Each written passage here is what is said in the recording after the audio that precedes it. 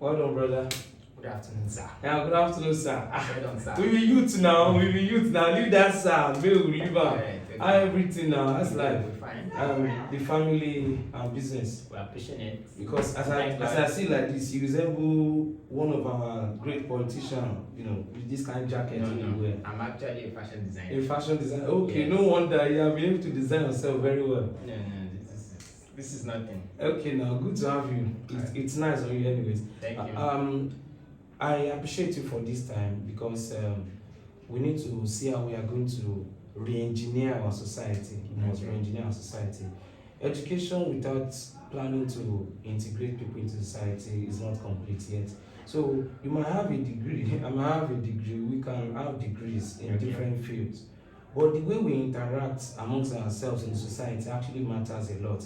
That is where our peaceful coexistence actually comes in. And if you want to live peacefully, we must respect each other, one another. Right. And that is why we are trying to consider a topic about stereotyping. Okay. And then I can see that you have a very complete. Yes, it's complete because it's long. Yes, it's complete. Yeah. So right. dreadlock, is that what we call it? Dreadlocks. Yeah. So dreadlocks. Yes. I don't even know how they take the color. 1, 2, 3. 1, so it's countable. Okay, it's okay. Now, we feel that there is need for us to actually look at this topic from different perspectives, so that we have an open mind to it. And for me as a teacher, I have my own perspective, so everybody has his own perspective. Now, for you who actually carry this air, can you tell us how long you have been carrying this air? And what actually transpired that actually motivated you to carry this air? Okay, for me now, it's like 4 years, 2021, almost going to 4 years, because I'm 2024. Wow. So, but me now, I attended Yaba Tech School of Arts Design. So, we have a lot of guys who have their hair on, afro, and so when I entered, I saw, some guys are like, oh, this guy is out there, he's popping and all of that. So I think that made it interesting for me at first. But I only left my hair because I know where I was coming from. You get, they were still feeding me. You understand? So I don't want to go home now. They say, oh, to join by gang. So I actually didn't do it, but I only left, my hair, to be full. Okay. You understand? Then after a while, I think in my ND2, I like, it's as if I'm a big boy already. You get, I can start making money on my own. Yeah, so even though Momsi or Popsi, they stop giving me money, I can start fending for myself. So I started creating my hair, you understand? But it wasn't much then. So after a while, I had issues with my lecturer. It was a female lecturer. So then I actually withdraw. Like, maybe I will finish. When I finish, I can start making my hair again. So that was how it started for me. You understand? So that's then 2021. I actually moved to my own place. I started this new place. So then I think what's next for me? I'll be indoor mostly working. So to be going to the salon often, I don't have that time. So I started leaving my hair. Before it's as if when I do dread, I can be rough with it. You understand? My hair will be getting long. So that is how I started 2021. The journey of your locks. Yes. I think that makes sense. Like your own story now, it's not as if there is someone that you actually model after, or... It was not as if I modeled. I think I fancied it. Okay. Because, in School of Arts, you see different people who have different, creativities, and there's one guy in my department, he has his own dread, very looking good. So it was not as if I wanted to do dread, but I also wanted to have my own, look myself. But I started leaving my hair. It was just hair. Okay. It was just hair. But on the 2021, it's as if I did inside my house, mostly indoors, working. So I can actually leave my hair and then turn it to dreads. So if I look at what you have just told us now, we realize that when you started, while you were still in that institution, you had an issue with your female lecturer, Yes. because she wasn't comfortable with the God, this students. boy is joined a bad gang, and there was a guy also that used to terrorize the school. He's also a dread, so it's like, don't go and join this boy. Yo. No, I think what I've seen is that people quickly generalize situations, Yes, yes. because one or two persons have something in common, then they just can generalize the Yeah. situation. So, because you understood the peculiarity of the school, And my parents. yes, and your parents, so rather than allowing your parents to feel uncomfortable around you or feel concerned for your hair, and the lecturer feeling concerned for the hair, so you can also feel comfortable around them, you had to withdraw until you get to that level of independence. And this is actually what we are going to. Now, a lot of us as young guys, we are only copying what we actually intend to do within ourselves, just because of what my daddy will say, what my mom will say, what somebody will say. It's not actually we living. Sorry, let me tell you something. Even until dates like this, if I see my mom say, "Omo, you pay for me hypertension." Oh, the log again. Oh my God, Maroga, you know all of this. Even till dates, I'm like, there's after 4 years, there's nothing you can do. If she comes now, she will say, "What do you want to do?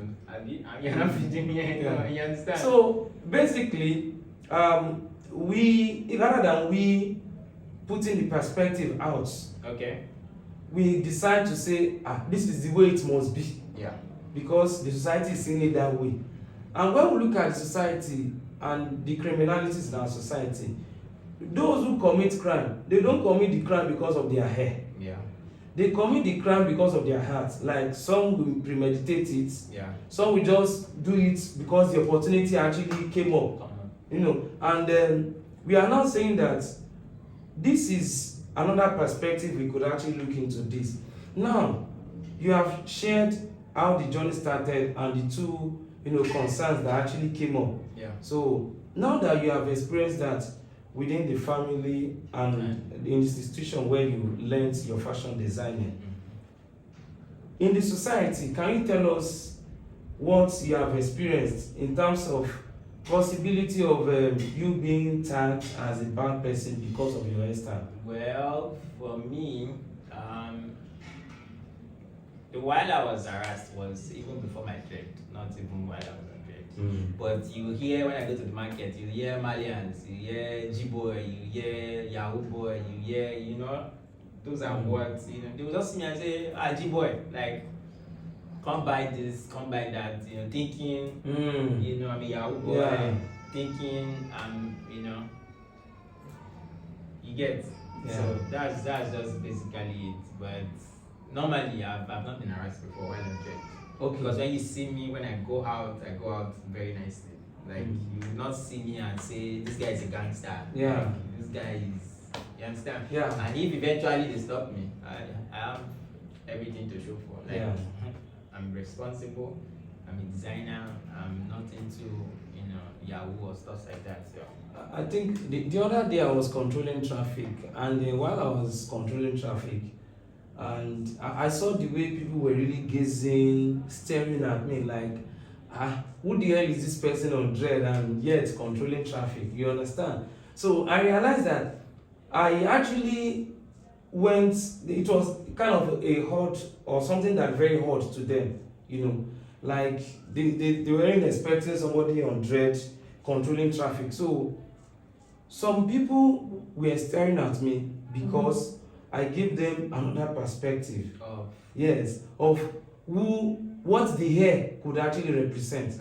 It represents whatever you think in your mind, not me, who I am. It doesn't tell who you are. So it's just a representation of your individual.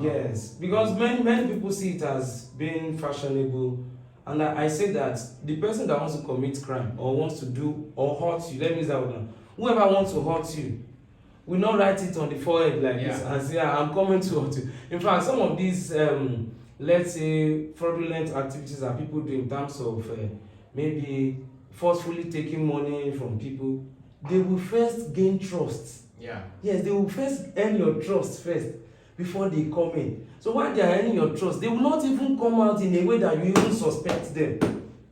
So if it's about this, whoever is going to come to hurt you is not going to even appear in this manner. The person is going to appear suited, well dressed, and just to actually win your heart.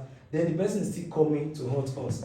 So what am I saying? What I'm saying is that for us who carry this hairstyle, I think all we just need to do is to represent ourselves very well. For you newcomers, you mean? For us newcomers. Actually, for me, I'm not going to be taking this for long. So once I'm done, we have just one more interview with a lawyer. Yes, once we are done with that interview, I will go back to my normal haircut. This is just for me to actually have a first-hand experience of what those who carry this hair, what they feel, what they experience with people around them and in public places. And honestly, I must tell you, my eye, my eye don't peel. I get it. Like, I have seen people's perspective about this, and I'm like, wow, so this is what these guys are really going through. It's just because of the hairstyle. Yeah. No, it's not funny. It's not about the hair, and it's also about the hair. Yes, I understand. It's also about the hair because, when we do random sampling, and we say, let's say some suspects have been, apprehended, we now pick 10 suspects. So if out of 10 suspects, a significant number of people dress in a particular way, so it is fair for the public to say, this category of people, this is how they behave. I understand. But at the same time, there is need for fairness. Yeah. There's need for fairness. Now, sir, for you as a fashion designer, have you ever had people that you have actually motivated, probably because they see you, then they also want to model this hairstyle? Are there people being a fashion designer? Well, maybe not physically, They might see me, people might see me on the street and from there. So I don't know, I can't say, but not who I know. Okay. So I can't say if I've actually, made people go do this, but.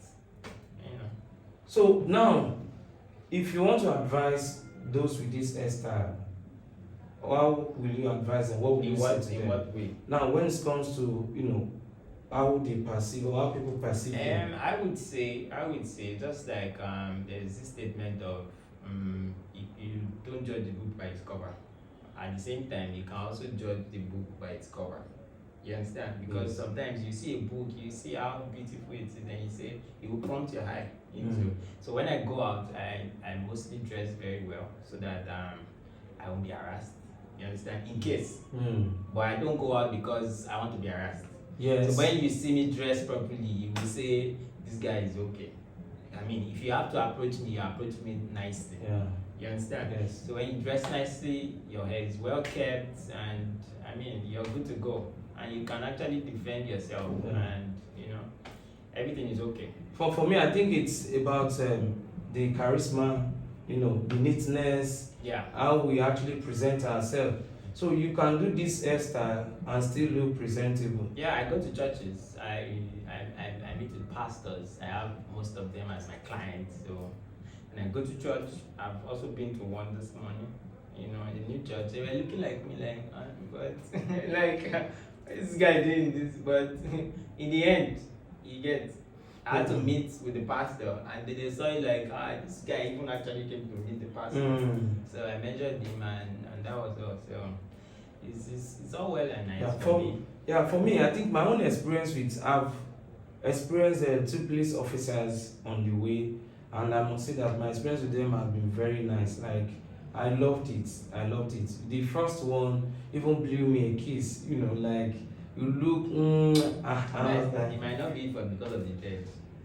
Maybe I would have. You are looking good normally. Yes, thank even you. Without the dread. Maybe. So I was just looking at if the same place that people are saying are harassing people. Yes, who are on dread.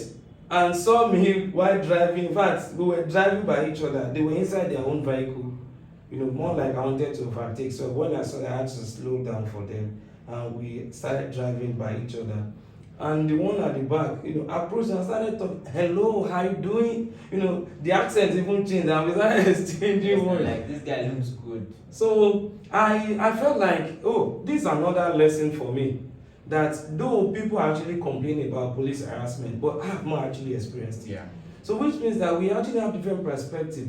So what if I have also concluded in my mind and say, this police officer, don't let me return the greeting, no, so that will not come and ask me to park now and check my phone. You know, that kind of a thing. But I returned the greeting, you know, we exchanged pleasantries till he blew me a kiss, and that even blew my mind, you know. That is actually the perspective I want us to actually operate, where we just see people and don't have to start thinking. Don't judge. Yes. This is a Yahoo. Yes. Don't judge. This is Malian. Yeah. You know. The other one I experienced, the second one, I was already, you know, being flagged. I was flagged already from afar while driving, and as soon as I moved very close to the officer, he just passed me. Meanwhile, I had assumed that he's definitely going to. Yeah, he was going to stop me. But when I actually moved very close to him, he just passed me. Yeah, he's not a proper gentleman. So he's not a proper gentleman. So basically, for me, those two experiences actually tells me that the police who actually stop people, they also saw something. Yeah. Not because of your hair. Maybe your hair and probably other things that you carrying or you are putting on. So, but I feel that we should just be fair and then curb stereotyping in our society, so that if we can reduce that in our society, those of us who are traveling out of the country at international airports, we can also see that if we are complaining about being stereotyped at international airports, we are also going to see that we are not doing it to ourselves in our society. So what you are doing to yourself in your society, you can't possibly stop it out there. So I really appreciate you for this time. And then I thank you for the sensitivity, being part of this sensitive question that we are putting on, because I know that a lot of religious people are not really comfortable with this project, but we are not encouraging people to do it, and we are not encouraging people not to do it. What we are saying that stereotyping of any form is not good. We are only picking this as our own specimen, more of the material we want to use to actually give this message out there. So I really appreciate you. Your name again, sir? Mayowa. And as a fashion designer, what's your brand name? Brand name is Prince May. Prince May. Prince M-A-Y. Prince M-A-Y. Yes. Prince May. The month of May. Are you? Month of May. Mayowa the prefix. Okay. Mayowa the prefix. So you are a son of the king. Yes. Thank you very much, sir. You're welcome. We really appreciate your time. Do enjoy the rest of the day.